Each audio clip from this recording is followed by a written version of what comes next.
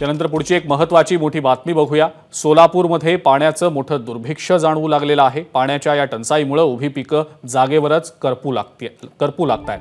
केळीसारख्या पिकांची वाढ पूर्णपणे खुंटलेली आहे। त्यामुळे तळहाताच्या फोडाप्रमाणे जपलेली पिकं काढून टाकण्याची वेळ आता शेतकऱ्यांवर आलेली आहे। दक्षिण सोलापूरमधल्या मंद्रुप गावातील शेतकरी रमेश नवले यांनी सुद्धा केळीचं पीक पाण्याअभावी काढून टाकलंय। त्यांच्याशी संवाद साधलाय आमचे प्रतिनिधी आफताब शेख यांनी।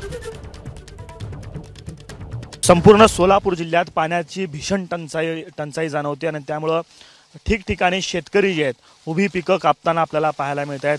ऊसाची तीच परिस्थिती आहे आणि आता मी सध्या दक्षिण सोलापूर तालुक्यातल्या गावात आहे आणि आपण या ठिकाणी बघताय केळीची बाग जी आहे ती शेतकरी अशा पद्धतीनं काढून टाकताना आपल्याला चित्र पाहायला मिळतोय।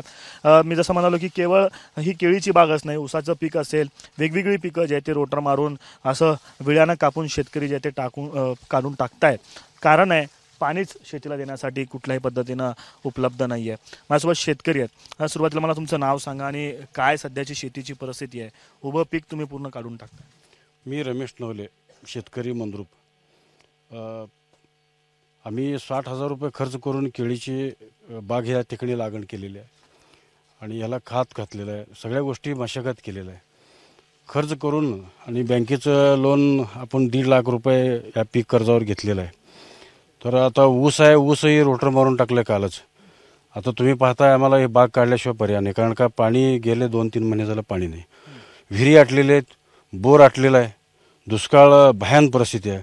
आता आमच्या जनावरसुद्धा पाणी आम्हाला लांबून आणायची पाळी आलेली आहे। सरकारनं निवडणूक लोकसभेचं निवडणूक आम्ही टीव्हीच्या माध्यमातून, आपल्या माध्यमातून, वृत्तपत्र माध्यमातून सगळं ऐकलो, वाचलो की 25 लोक उद्योगपती अदानी अंबानी सारख्यांना 16,000 कोटी, काही ते 16,00,000 कोटी त्यांना माफी केली आहे।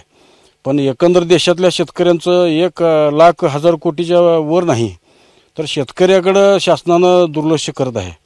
तर आम्हाला इथं घाम गाळल्याशिवाय, कष्ट केल्याशिवाय पर्याय नाही। आम्हाला काही करून आज बँकेचं लोन आम्हाला कसं फेडावं आमच्यासमोर चिंतेची गोष्ट आहे। तर अशा परिस्थितीमध्ये शासनाने आमचा 7-12 कोरा केलं तर खूप चांगलं होईल। शेतकरी भयानक अडचणीत आहे। बळीराजा ज्यानं तळहाताच्या फोडाप्रमाणे या पिकांना जपलं ते आता काढून टाकण्याची वेळ शेतकऱ्यांवरती आलेली आपल्याला पाहायला मिळते। कॅमेरा पर्सन अगदीचा आफताब शेख, ABP माझा, सोलापूर। पाण्याअभावी केळी पिकाची वाढ पूर्णपणे खुंटली आणि त्यामुळे आता हे केळीचं पीक जे उभं पीक आहे शेतातलं ते आता काढून टाकण्याची वेळ शेतकऱ्यांवर आलेली आहे।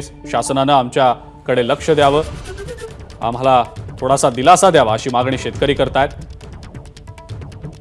दृश्यांमध्ये आपण पाहतो आहोत कशा प्रकारे शेतकऱ्यांना शेतातलं उभं पीक कापावं लागतंय। ते पाणी टंचाई इतकी भयानक आहे, पाण्याचं मोठं दुर्भिक्ष आहे सोलापूर जिल्ह्यामध्ये आणि त्यामुळे शेतकऱ्यांवर आता ही वेळ आलेली आहे। ABP माझा, उघडा डोळे बघा नीट।